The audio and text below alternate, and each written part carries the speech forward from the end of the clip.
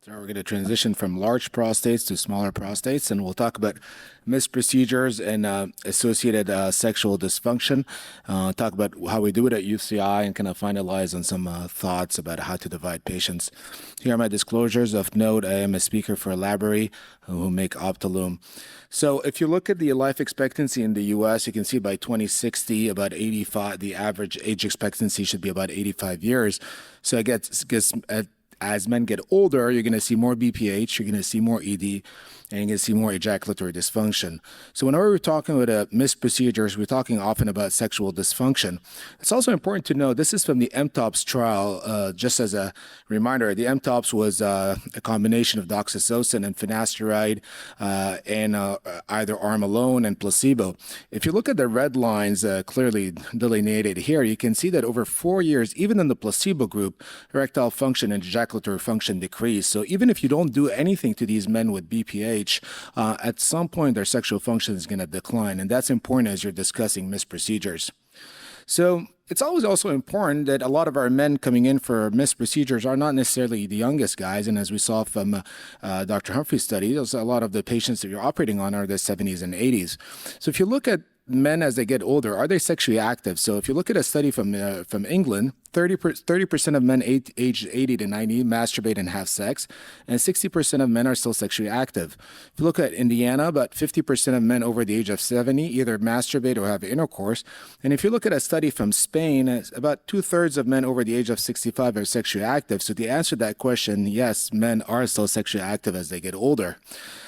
So if you look at surveys on BPH and sexual function, you'll realize that erectile function is important when patients are queried in 95% of men, and ejaculatory function is important in 92% of men.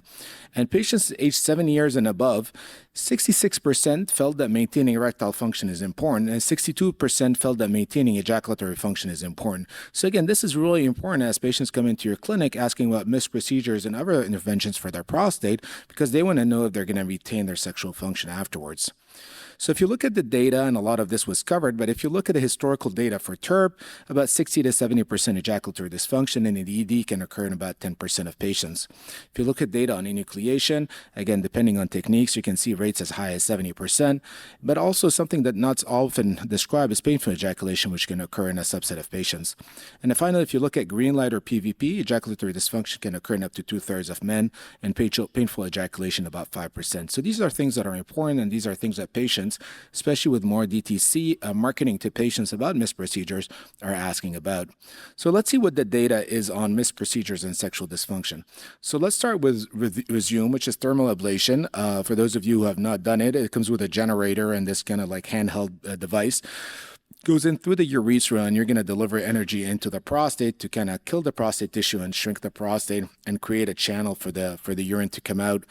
Historically, the more treatments, the better. With more technology and more knowledge, we've realized that the less treatments you do, possibly you're going to get similar outcomes with less side effects. But if you look at the 5-year data from a randomized study of Rezum versus sham, and if note 53 patients out of the 61 ended up getting treated later, erectile function and ejaculatory function were assessed, and they were stratified by the presence or absence of baseline dysfunction. And if you look on the right, looking at the IEF-EF score, which is for erectile function, and looking at the MSHQ, which is an ejaculatory dysfunction questionnaire, looking at both function and bother, you can see that most of these were maintained across the study. So sexual function and ejaculatory function was maintained with Rezum. If you compare the Rezum to the MTOPS trial, again, the combination therapy, you can see that you have better symptom improvement at 12 months in terms of IPSS with Rezum compared to medications, and there's less disease progression at 3 years with Rezum. Now, looking at some of the sexual function data, you can look on the left. This is a little bit busy, but this is looking at sexual desire. You can see that sexual desire is maintained in Rezum and actually drops whenever you add finasteride to the picture. And if you look on the right at erectile function, you can see that erectile function is also preserved and also drops off whenever you're adding finasteride due to its sexual side effects. Similarly, looking at ejaculatory function, you can see that there is a slight decrease in ejaculatory function with Rezum.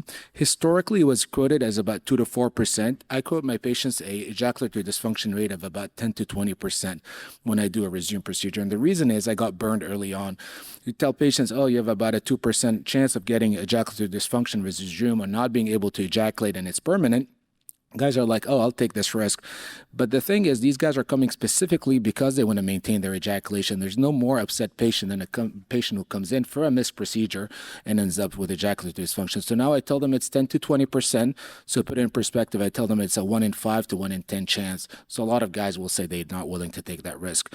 And if you look at the overall satisfaction with Rezum, it was superior to what you would get with the medications. This is a study by Dean Elterman from Canada looking at Rezum for larger prostates, more than 80 cc's, and there were no significant changes in the IEF at 12 months, and again, no changes in the MSHQ, ejaculatory dysfunction function, or bother at 12 months as well. So again, preserves sexual function. The second one is the Eurolift procedure. So there are 3 iterations of the Eurolift. There's the original Eurolift device. It's probably the least green device on this planet. If you've done Eurolift, it comes with like 20 boxes that you have to open for every time you want to deliver a Eurolift. So you're basically going in and you're going to deliver clips on the lateral edges of the prostate to create an anterior channel. The middle one is the Eurolift ATC system, which was FDA approved for the use with median lobes. I can tell from my personal experience I have not been successful with the ATC system, and I don't think it works very well with significant median lobes. And then the third one is the Eurolift 2 system, which is a slightly greener technology in the sense that you only have to change the cartridge, not the entire handpiece when you're doing Eurolift. So if you look at the LIFT study, and this was published by McVary about 10 years ago, looking at erectile function, and this is stratified according to what their baseline sexual function was. You can see here on the left, men with severe ED actually had improvement in their SHIM scores at 12 months, and men with mild, moderate, and no sexual dysfunction had no worsening in their erectile functions at 12 months, so preserve erectile function.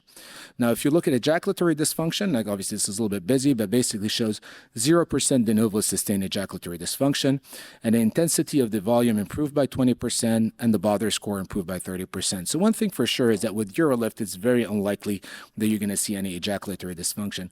One thing that I'll tell patients to be aware of with Eurolift is if they have some PSA considerations and you're going to be doing MRIs on these patients in the future, it's going to cause you some artifact on the MRI. And the other thing is I've had some issues with patients with a history of chronic prostatitis doing Eurolift when their symptoms worsened afterwards. This is a study that was published in Germany by Gratzke looking at Eurolift versus TURP. It was a 2-year prospective multicenter randomized controlled trial. They used non-validated BPH6 scores, and they showed better urinary outcomes with TURP, better ejaculatory function with Eurolift as expected, but there was no differences in ejaculatory bother. But again, Eurolift is going to preserve your ejaculation better than TURP. The third device that I'll mention is the iTind, which is a temporary implantable nitinol device. I will preface this by saying I have not done an iTind procedure. An iTind procedure is probably the closest thing to a TUIP. So basically you insert this nitinol device, you're going to position it, you leave it for 5 days, and if you look at the picture on the right, you're going to see it's going to create 3 cuts into the prostate by causing ischemia, and it's going to create an opening in the prostate. It's very, again, like I said, again, it's good for a patient potentially with a high bladder neck where instead of doing a TUIP, you can use an iTind. If you look at the study for at 12 months, there were no differences in the SHIM and the IEF compared to baseline, even when stratifying by age, prostate volume, or baseline ED status. And there were no reports of anejaculation, decreased ejaculatory volume, painful ejaculation, or hematospermia. So it's a really friendly procedure in terms of sexual function.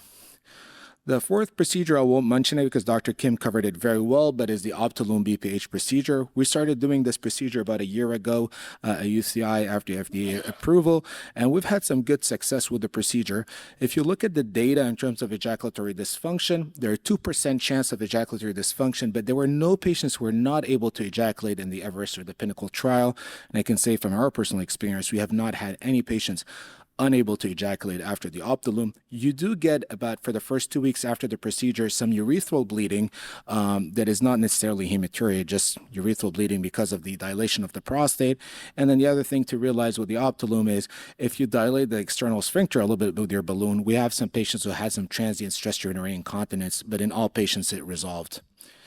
But the times are changing. This is, again, a little bit older. I know Dr. Humphreys showed a study from, I believe, 2019. This is 2020. This is from Australia, so it might not necessarily be replicable here. But what you can see here is historically, the red color is TERP, pink is TOIP, and then the blue is, dark blue is the green light, and then you've got HOLEP in the kind of lighter blue, and in the orange is Eurolift. So this is before some of the newer MIST procedures came in, but as you can see with time, what is happening, there's been a shift towards more MIST procedures and more HOLEP. And for example, at UCI, where I am and where I practice with Dr. Das, who's another person who does a fair amount of HOLEPs, what we're noticing is that we have more and more patients either opting for MIST procedures because they have smaller prostates or moderate-sized prostates, and the guys with moderate to larger prostates are more trending towards HOLEP procedures.